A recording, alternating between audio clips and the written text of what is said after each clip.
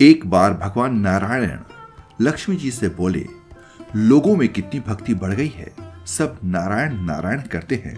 तो लक्ष्मी जी बोली, आपको पाने के लिए नहीं, मुझे पाने के लिए भक्ति बढ़ गई है। तो भगवान बोले, लोग लक्ष्मी लक्ष्मी ऐसा जाप थोड़े ना करते हैं।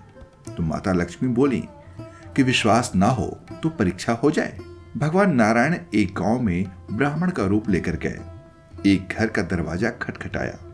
घर के यजमान ने दरवाजा खोलकर पूछा, कहाँ के हैं? तो भगवान बोले, हम तुम्हारे नगर में भगवान की कथा कीर्तन करना चाहते हैं। यजमान बोला, ठीक है महाराज, जब तक कथा होगी आप मेरे घर में रहना। गांव के कुछ लोग इकट्ठा हो गए और सब तैयारी कर दी। पहले कुछ दिन लोग आए। अब भगवान स्वयं कथा कर रहे थे तो संगत बढ़ी। दूसरे और तीसरे दिन और भी भीड़ हो गई। भगवान खुश हो गए कि कितनी भक्ति है लोगों में। लक्ष्मी माता ने सोचा, अब देखा जाए कि क्या चल रहा है। लक्ष्मी माता ने बुढ़ी माता का रूप धर लिया और उस नगर में पहुंची। एक महिला ताला बंद करके कथा में जा रही थी कि माता उसके द्वार पर पहुंची।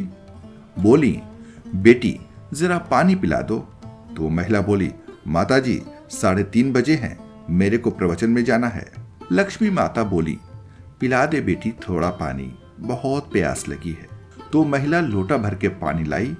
माता ने पानी पिया और लोटा वापस लौटाया तो वो सोने का हो गया था। ये देखकर महिला आश्चर्यचकित रह गई कि लोटा दिया था तो स्टील का और वापस लिया तो सोने का।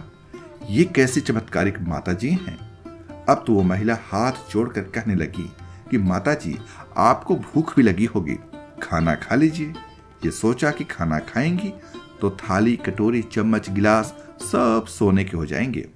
माता लक्ष्मी बोली, तुम जाओ बेटी, तुम्हारा प्रवचन का टाइम हो गया। वो महिला प्रवचन में आई तो सही, लेकिन आसपास की महिलाओं को सारी बात बताई। अब महिलाएं ये बात सुनकर चालू सत्संग में से उठकर चली गई। अगले दिन से कथा में लोगों की संख्या कम होती चली गई। तो भगवान ने पूछा कि लोगों की संख्या कैसे कम हो गई? किसी ने कहा, एक चमत्कारिक माताजी आई है नगर में, जिसके घर दूध पीती हैं तो गिलास सोने का हो जाता है, थाली में रोटी सब्जी खाती हैं तो थाली सोने की हो जाती है। उसके कारण लोग प्रवचन में नहीं आते। भगवान नारायण समझ गए थे कि लक्ष्मी जी का आगमन हो चुका है।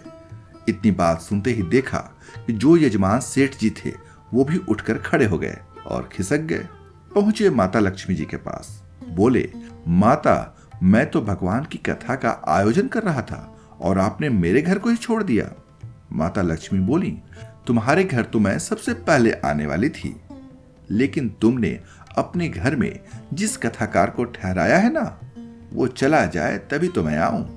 सेठ जी बोले, बस इतनी सी बात, अभी उनको धर्मशाला में कमरा दिलवा देता हूं। जैसे ही महाराज यानी कि भगवान कथा करके घर आए तो सेठ जी बोले, महाराज आप अपना बिस्तर बांधो, आपकी व्यवस्था अब से धर्मशाला में कर दी है।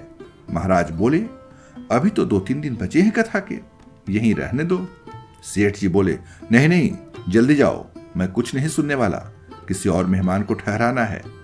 इतने में लक्ष्मी जी आ गई और कहा कि सेठ जी आप थोड़ा बाहर जाओ, मैं इनसे निपट लूं। माता लक्ष्मी जी भगवान से बोली, प्रभु अब तो मान गए? भगवान नारायण बोले, हाँ लक्ष्मी, तुम्हारा प्रभाव तो है, लेकिन एक बात तुमको भी मेरी माननी पड़ेगी कि तुम तब आई जब संत के रूप में मैं यहां आया।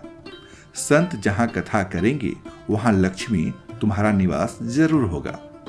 ये कहकर नारायण भगवान ने वहां से बैकुंठ के लिए विदाई ली। अब प्रभु के जाने के बाद अगले दिन सेठ के घर सभी गांव वालों की भीड़ जमा हो गई। सभी चाहते थे कि ये माता सभी के घरों में बारी बारी आए, पर यह क्या? लक्ष्मी माता ने सेठ और बाकी सभी गांव वालों को कहा कि अब मैं भी जा रही हूं। सभी कहने लगे कि माता ऐसा क्यों, क्या हमसे कोई भूल हुई है? माता ने कहा, मैं वहीं रहती हूं जहां नारायण का वास होता है।